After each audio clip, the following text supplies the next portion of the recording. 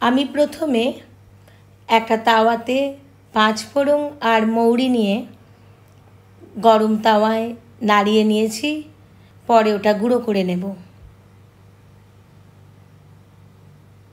এবার মিক্সিতে আমি ওটা গুঁড়ো করে রাখলাম, এটা শেষে ছড়িয়ে দেব।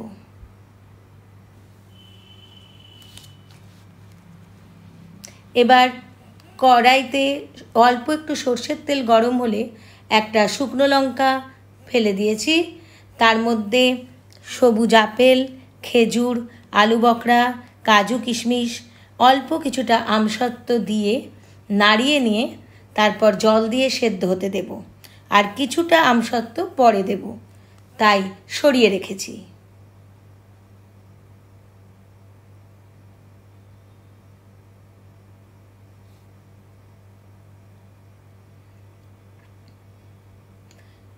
আমসত্ত্ব একটু সরিয়ে রেখেছি, এটা শেষে দেব।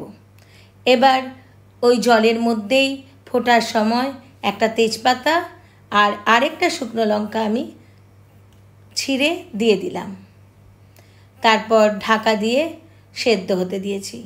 এবার যখন অনেকটা সেদ্ধ হয়ে আসছে তখন একটু নুন আর মিষ্টি দিলাম, মিষ্টিটা নিজেদের স্বাদ অনুযায়ী দেবেন।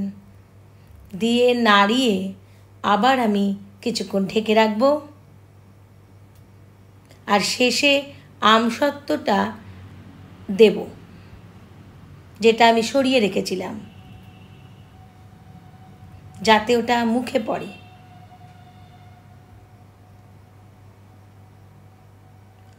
তারপর ভাজা মশলার গুঁড়ো ছড়িয়ে দিয়েছি। আমার মিক্সড ফ্রুটস চাটনি তৈরি। আপনারা খেয়ে বানিয়ে অবশ্যই আমাকে জানাবেন বন্ধুরা কেমন লাগলো।